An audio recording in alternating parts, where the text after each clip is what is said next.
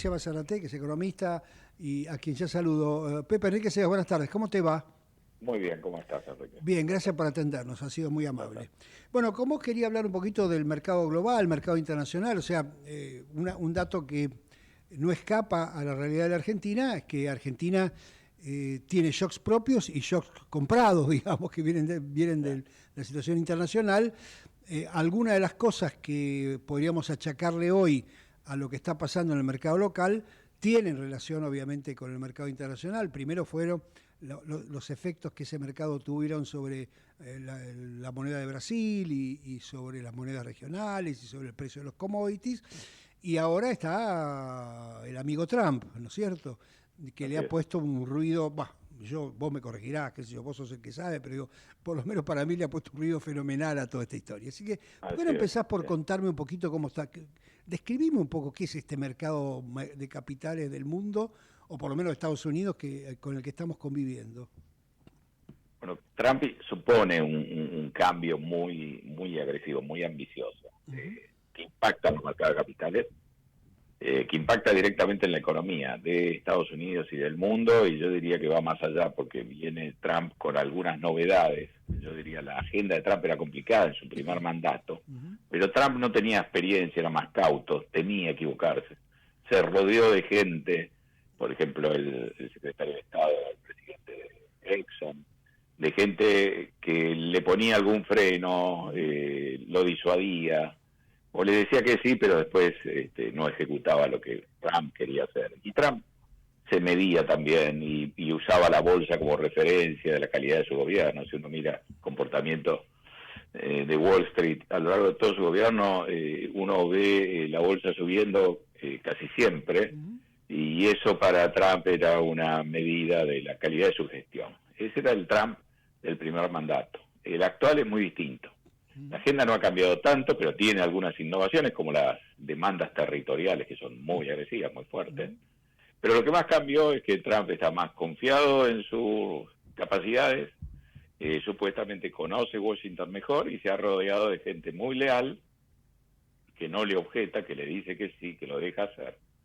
Y Trump viene además con la convicción de que tiene que operar rápidamente, que tiene que aprovechar este asombro, el estupor que produce, para tratar de hacer los cambios que él tiene en mente de la manera más rápida posible. Para peor te diría, los demócratas han llegado a la conclusión de que les conviene correrse, salir de la escena Ujú. y dejarlo hacer a Trump, digamos. Piensan que la agenda que está empujando Trump es tan mala que se está cavando su propia fosa, y que entonces lo mejor es dejarlo tranquilo, que siga cavando, Aquella historia y de no aparecer después. interrumpas a tu enemigo cuando se está Es equivocando, digamos. una aplicación práctica de esa frase de Napoleón, ¿no? Ujú. Entonces tenemos un Trump que ocupa el centro de la escena, que despliega una agenda que nobleza obliga, en la que él prometió en campaña, Ujú. la que la gente votó, pero que los mercados pensaban que, como en su primer mandato, iba a venir tamizada, dosificada, y los componentes más agresivos o más complicados no se iban a ejecutar. Wall Street subió y el Standard Poor's subió hasta el 19 de febrero. Ujú. Trump asumió el 20 de enero. El último récord del Standard Poor's 500 es el 19 de febrero.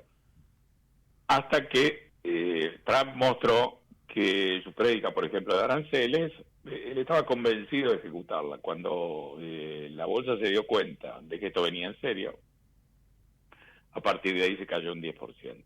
Ujú. Yo diría que Trump ha tenido un efecto muy contundente, muy rápido en la confianza. Ha destruido la confianza del consumidor a una velocidad pasmosa, que la ha llevado a los niveles más bajos, yo diría, desde el 2021, según los datos que vimos hoy, o sea, de cuando estábamos todavía lidiando con la pandemia. Ujú. Y veníamos de un nivel muy alto, con muchas expectativas favorables.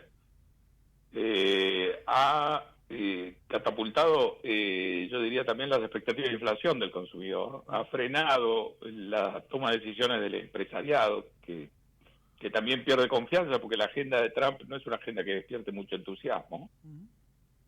y por supuesto Trump la está desplegando con un entusiasmo digno de mejor causa. Ahora, una pequeña interrupción a tu Sí, descripción, porque yo puedo entender que Wall Street y que probablemente los empresarios pensarán que, bueno, no hay que tomar en cuenta lo que dice, veamos lo que hace, miraban con el espejo retrovisor el Trump ese que describiste del primer exacto. mandato, pero como vos mismo dijiste, la mayoría de la gente que lo votó, que no son ni los lobos de Wall Street No, no, ni no. los empresarios, leyeron, les prometió una cosa y Trump la Se está la está cumpliendo. cumpliendo. ¿Y por qué Exacto. entonces esta pérdida de confianza si finalmente está haciendo lo que le dijo que iba a hacer? Bueno, porque a lo mejor todo el mundo pensaba que no lo iba a ejecutar, Pero, o segundo, sí, la gente votó esto, no sé si votó las consecuencias, ¿no? está bien, Cuando uno perfecto, mira, claro. hay dos encuestas de consumidor, esto es un material que uno tiene cierta duda, cierta aprehensión, pero hay dos encuestas independientes que están diciendo lo mismo. La confianza se astilló a partir de diciembre de una manera muy importante, y el consumidor, que en el fondo es el votante, si uno quiere decir, ¿no? El consumidor tiene hoy una visión muy sombría de las tres dimensiones, de los ingresos y su situación en el mercado laboral. Está viendo complicada la tasa de inflación y está viendo un enfriamiento de la actividad económica, ¿no? Y en Sí. eso te diría que coincide con los empresarios, que digamos, son otro grupo, a lo mejor no lo votaron tanto, aunque uno podría decir, una novedad de este Trump segunda versión es que tiene alrededor empresarios muy importantes, Elon Musk, y yo diría los número uno del área de la alta tecnología, que habían tomado más distancia, ¿no? En el primer mandato. Todos están viendo avanzar a Trump con preocupación, a pesar de que en el fondo, como vos decís, esto era lo que él había prometido en campaña, pero creo que se dudaba de que arrancara con tanta agresividad. Bueno, ahí hay Eh, otro dato que sí, aportás que me gustaría subrayar, que es que cuando uno mira, si bien es cierto que ya en el primer mandato las tecnológicas, digamos, encabezaban de alguna forma o estaban sí, ya mechándose con las empresas más valiosas de Estados Unidos, los empresarios que estaban cerca de Trump, había de todo, digamos, por lo menos estaba más mechado, mezclado, no sé cómo decirlo. sí, Ahora tenés a la cabeza de las valuaciones de las empresas más importantes a todos estos empresarios tecnológicos, empezando por Musk, por supuesto, sí. y además son hoy los que manejan el sabor, digamos, los que manejan el poder desde el punto de vista Okay, económico. De hecho, si sirve una acotación media tonta, sí. pero que a veces se refleja, ¿no? Cuando vos ves los últimos éxitos, entre comillas, de Netflix o de alguna de estas cadenas de streaming o como se llamen, Sí. son todas, los villanos nuevos ahora son todos los tecnológicos, o sea, son todos imitadores de Musk, digamos, ¿no? Todos genios tecnológicos que buscan el mal y Bueno, muy, hay una muy cadena de disruptivos. atentados para que Sí, sufren quienes manejan los claro, test. exactamente. Por eso digo, sí, hay cosas muy, digamos, en el trasfondo de todo esto aparecen también estos empresarios que le pusieron mucha garra, entre Sí. comillas, a Trump, y bueno, Musk es el más representativo, y que no sé, ahora vos me decís que están medios incómodos en esta historia. Bueno, ha perdido mucha plata, porque si uno Claro. mira qué sectores han caído más, las 7 acciones magníficas que lideraron todas las subas son las que más han caído, ¿no? Ujú. El propio Musk ha tenido un impacto directo negativo en sus negocios muy fuerte, pero esto sería, yo diría, lo de menos, ¿no? Claro. Creo que lo que hay es un daño muy serio en la confianza, que es algo que en principio parece etéreo, Ujú. pero que en los momentos difíciles, y ha habido que atravesar momentos difíciles en los últimos 5 años varias veces, yo diría, la Ujú. pandemia, la recesión anterior, yo descubrí que la inflación se había disparado Te estoy perdiendo.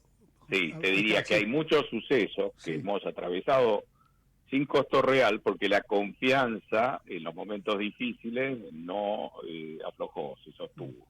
Ujú. Entonces, todos los indicadores pronunciaban o pronosticaban una recesión en el 2022-2023, porque era un contexto, por ejemplo, de tasas de interés que estaban en cero y de inflación que se había disparado a 7%, que después de la invasión de Ucrania subió al 9%. La Reserva Federal en poco más de un año tuvo que subir las tasas de cero a 5,5%, Ujú. y uno esperaba un impacto negativo muy fuerte en la economía. El consumidor sostuvo en el peor de los momentos el gasto y eso permitió navegar la situación sin recesión, y yo diría le permitió también a la política monetaria subir las tasas todo lo necesario hasta doblegar, digamos, la inflación, ¿no? Entonces hoy se está destruyendo de una manera muy importante dentro de Estados Unidos la confianza de los distintos jugadores, inclusive la Reserva Federal, que por razones obvias tiene que ser más formal, pero en la última reunión difundió las nuevas proyecciones económicas. La versión anterior era de diciembre, estas son las de marzo, y cuando uno mira los cambios son una expectativa corregida hacia la baja en términos de crecimiento y tasa de desempleo más alta, y una expectativa de inflación temporaria, pero también más alta. Es decir, el consumidor, los empresarios, la propia Reserva Federal tienen una visión más negativa que cuando ganó Trump la elección, y fuera de Estados Unidos hay un daño a la reputación de Estados Unidos muy fuerte, que tiene que ver con los aranceles, pero tiene que ver también con algo nuevo y que no se sometió a la opinión del votante, que son estas pretensiones territoriales novedosas que involucran a Canadá, a Groenlandia, el Canal de Panamá, si vos querés La también franja la de franja de Gaza, Gaza, claro. ¿no? Sí, sí. Y eso tiene un impacto, si uno mira la relación con Europa, impactan los aranceles que se prometen pero que todavía no se han aplicado, pero impacta muchísimo la política exterior de Estados Unidos, la visita del vicepresidente Vance en ocasión de celebrarse la conferencia de seguridad en Múnich, donde Vance le dijo a domicilio a Europa que ya no son relevantes, que tienen que pagar por su defensa, que no son democráticos porque no permiten que crezcan los partidos de derecha. Hay una serie de otras afirmaciones muy contundentes que han llevado a que Europa en un tiempo muy corto decida hacerse cargo de su defensa de una manera importante y con un liderazgo increíble alemán. Después de las elecciones hay un nuevo líder alemán que ha dicho, bueno, vamos a dejar de lado los frenos que hay para tomar nueva deuda y vamos a encarar una política mucho más ambiciosa en términos de defensa, infraestructura. Y el primer ministro británico Starmer, recordá que el Gran Bretaña se fue de la Unión Europea, pero lo que dice Starmer es Gran Bretaña y Europa tienen un problema de defensa que es común, o sea que también forma parte de esta coalición. Macron está repuntando bajo este mismo influjo. La incidencia de este conflicto inesperado entre Canadá y Estados Unidos ha cambiado toda la dinámica política interna en Canadá. El Partido Liberal, que es el que pertenece a Trudeau dio un paso al costado y estaba cayendo, ahora repuntó. Mark Carney es el nuevo primer ministro, está adelantando las elecciones, porque probablemente ese partido gane la elección. Y el primer viaje que hizo como primer ministro Carney, esta vez no fue a Estados Unidos como se estila, sino que fue a París y Londres, se lo vio con Starmer, con Macron y con el deseo muy claro también de integrarse a esa coalición de quienes están repensando su estrategia de defensa y su estrategia de seguridad, pero también su estrategia económica, frente a unos Estados Unidos que son irreconocibles desde el punto de vista de lo que ha sido la tradición de Estados Unidos y que los están viendo con preocupación, o porque son indiferentes, o en algunos casos porque las decisiones de Estados Unidos aparecen como muy hostiles, ¿no? Cuanto más cerca uno esté de Ucrania y de Rusia, más agresivo parece las posiciones que está defendiendo. Ahora, en ese Hay un cambio contexto, muy grande. perdón, en ese contexto que describís, bueno, primero, le ha metido un problema adicional a Europa que bastante ya tenía, porque Sí. esto le genera problemas hasta Ha presupuestarios, sido porque, un cachetazo, claro, ¿no? porque, Que a lo mejor le termina sirviendo, claro, eso no lo descartaríamos, ¿no? sí. Porque termina decidiendo a Europa hacer algo que el propio Trump en su primer mandato había insinuado, pero caía en saco roto, ¿no? Claro. O sea, hay una reacción muy fuerte de Europa en muy poco tiempo, y hay, creo yo, una especie de recálculo en todos los países, en Europa, en Asia, porque Estados Unidos está asumiendo un papel muy distinto al tradicional y que obliga, yo diría, a reevaluar todas las estrategias desde la defensa, y en algunos países la defensa es crucial, cuanto más cerca estás de China, por ejemplo, y también las estrategias comerciales de integración. Bueno, No te olvides que Trump en su primer mandato, yo diría, torpedeó a la Organización Mundial de Comercio y toda la renovación de puentes. Cualquier controversia comercial la había que resolver de manera multilateral. Entonces, este es un mundo, yo diría, donde el viejo orden internacional, Trump lo está sacudiendo en sus cimientos y lo está despedazando. Él no está aportando un orden, sino yo diría un desorden. Hay una transición así desordenada y cada uno está buscando cómo acomodarse mejor hasta que pase el huracán, en principio, hasta que se sepa en el fondo qué es lo que pretende Trump, que es como negociador y en este estilo de arrancar la negociación de una manera audaz, salvaje, tratando a la contrapartida, reducirla, chocarla, ponerla nerviosa y recién en una segunda etapa a lo mejor mostrar estrictamente qué es lo que busca. En este panorama que describiste también, hay un elemento que todavía no nombraste que te quería pedir y después te quería pedir, obviamente no te vas a salvar, de que imaginemos el futuro. No hablaste de China. No. China es el endgame de esto. Digamos, si uno tiene que arriesgar, digamos, ¿por qué se produce esto? Básicamente, esto me parece que hay que pensarlo como una confrontación estratégica con China y esta es la reacción de Estados Unidos para prepararse mejor frente a esa confrontación. Quizá no sea la mejor estrategia, uno puede discutir qué sentido tiene ponerse de punta a Europa si lo que uno busca ser más fuerte frente a China, pero en esencia, y si uno habla un poco, bucea, mira los pocos documentos que de alguna manera solventan esto, le dan una sustentación, te diría, off the record, la explicación es, estamos haciendo esto para no tener una guerra con China dentro de 10. ¿Y la reacción de China cuál es?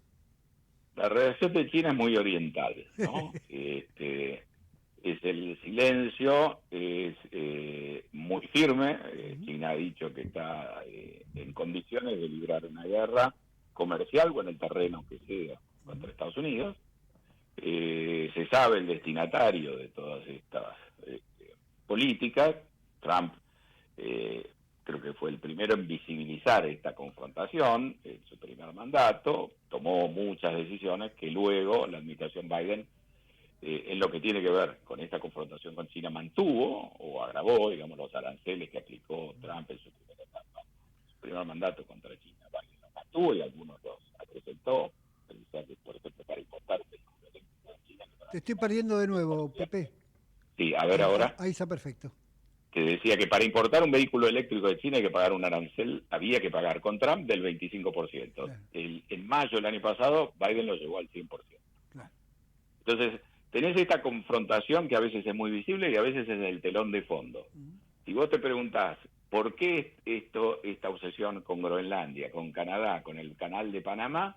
Lo que estás viendo son distintos vías de comunicación o de navegación entre el Atlántico y el Pacífico, ¿no? Y si lo pensás desde un punto de vista de la seguridad nacional o de la defensa, ahí te aparece, digamos, como algo importante. Y la verdad que si uno sigue bajando, Ushuaia o el estrecho de Magallanes también sería muy importante, ¿no?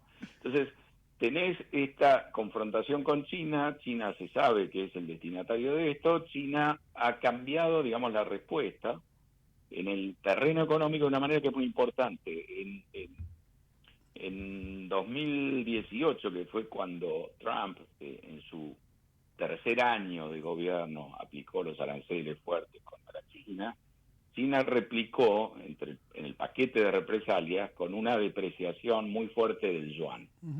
Eso generó una gran inestabilidad cambiaria.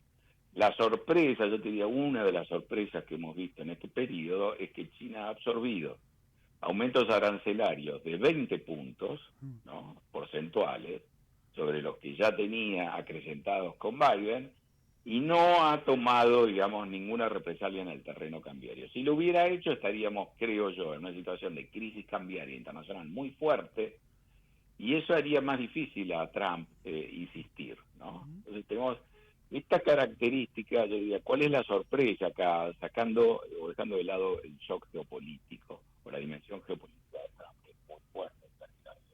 pretender controlar territorio, digamos, eso ya parece la política del 19 o del principio del siglo XX, ¿no? Como que hemos ido a Google, por decir algo. Pero acá la gran sorpresa es que no tenemos una crisis cambiaria internacional y que probablemente hemos quemado una etapa que era previsible de aplicar estas medidas arancelarias. Parecía que eso iba a traer como correlato una crisis cambiaria, un dólar muy fuerte en el mundo, y nos hemos salteado esa etapa. En las pocas cosas que hay escritas, se hablaba de un acuerdo, incluso con un nombre, el acuerdo de Mar-a-Lago, remedando lo que fue el acuerdo del Plaza Hotel en 1985, cuando hubo que frenar el superdólar en tiempos de Reagan. ¿No? Y en los hechos, como China no ha replicado, y como el shock geopolítico le ha originado a Europa una reacción inmediata en términos de unificarse, unirse y aumentar el gasto, tampoco tenemos el otro correlato que era pensar en un euro yendo a la paridad con el dólar, o una debilidad, digamos, con el dólar, sino tenemos un euro fortaleciéndose, el yuan prácticamente sin cambios, Europa gastando más, que era, digamos, una de los elementos del Acuerdo Plaza, ¿no? Forzar una expansión fiscal en Alemania y Japón para contrarrestar el ajuste fiscal en Estados Unidos para bajar la inflación. O sea que de alguna manera tenemos un acuerdo de Mar-a-Lago implícito para tenemos una conjunción de decisiones, claro, lo que íbamos a buscar ahí en la tabla de negociación lo tenemos ya. Bueno, Europa va a gastar más, claro, y salta olímpicamente el límite que tenía la deuda en Alemania, y si lo hace Alemania, lo hacen todos. Seguro. La razón es muy evidente, hay que convivir con Putin, ¿no? Con un Putin tonificado por el apoyo de Trump, y hay que pensar además que Estados Unidos ha dejado de ser un aliado, pero puede adoptar ciertas posiciones hostiles, y esto tiene consecuencias, te diría, fuertes. Por ejemplo, los cazas bombarderos europeos son fabricados en Estados Unidos, y Estados Unidos los puede tornar inactivos simplemente manejando la electrónica. Claro. Entonces vos tenés que tener un sistema de armas que no sea dependiente de Estados Unidos. O te llevo a otro plano que es económico. ¿Hasta dónde querrá apretar Estados Unidos en este cambio de situación? Por ejemplo, cuando tuviste la crisis de Lehman, o la crisis del COVID, o cualquier crisis financiera, se activan automáticamente las líneas de swaps cambiarios que tiene habilitadas la Fed con el Banco Central Europeo y con otros bancos centrales. ¿Será que la Fed va a permitir usar esos swaps cambiarios, o hay que pensar también en reconfigurar el sistema financiero y la posición de los bancos europeos para manejarse también en ese terreno de una manera independiente con Estados Unidos, ¿no? Bueno, te voy a hacer la última, algo que no se le hace a un amigo, pero bueno, vos sabrás comprender. Bueno. ¿Cómo te imaginas el futuro, aunque sea de corto plazo, en medio de todo esto que acabas de escribir también? Yo creo que eso es un montón de amenazas. Digamos, si Trump tuviera algo personal con vos y te hiciera un planteo, lo que uno sabe que tiene que hacer es tratar de no tomar al pie de la letra, claro, las ofensas o las cosas que dice Trump, y tratar de identificar rápido que en realidad qué es lo que quiere Trump, ¿no? Y entonces estamos en ese proceso de saber, bueno, hasta dónde quiere llegar y qué quiere hacer. Estamos en la etapa inicial, van 60 días de gobierno, ¿no? Entonces, creo que tenemos una cantidad enorme de amenazas que en una segunda etapa se van a reducir sensiblemente, ¿no? Entonces, quizás si uno toma a pie de la letra todas estas cosas que está diciendo Trump, uno imagina un mundo tremendo. Como muchas de las cosas que empuja Trump juegan en contra también de Trump y de la propia salud de la economía de Estados Unidos, si Trump no frena, lo va a frenar la realidad. Pero imagino un daño en términos de credibilidad y de reputación para el sistema actual muy fuerte, y eso creo que sí va a generar un cambio de naturaleza permanente, ¿no? Lo veo al mundo mucho más complicado, pero quizás la realidad lo que nos está diciendo, uno no veía a Trump empujando esta agenda de esta manera, pero si lo hacía, que era una posibilidad, uno veía un mundo mucho peor del que estamos viendo ahora, porque fíjate que algunas de las cosas que quería Trump las ha conseguido. ¿No?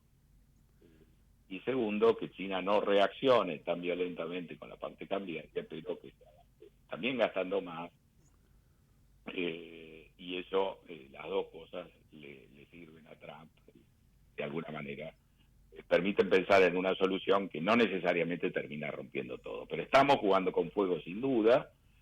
Trump está jugando con fuego, está jugando solo. Quienes le podrían sacar los fósforos han llegado a la conclusión que conviene que esto siga así. Y después de todo, yo diría, tampoco Trump es Einstein. Pensemos que es alguien que manejando casinos ha entrado en convocatoria 5 o 6 veces. Que siempre él ha salido muy bien, e incluso Trump es una marca asociada, digamos, al lujo, ¿no? Aunque es medio chillón, ¿no? A él le ha ido muy bien. A los que han invertido con él, yo diría, no tan bien, ¿no? Clarísimo. Pepe, muchas gracias por estos minutos. Ha sido Gracias como a vos, siempre Alberto. muy amable y te mando un fuerte abrazo. Igualmente. Una Chao. pequeña pausa y ya venimos.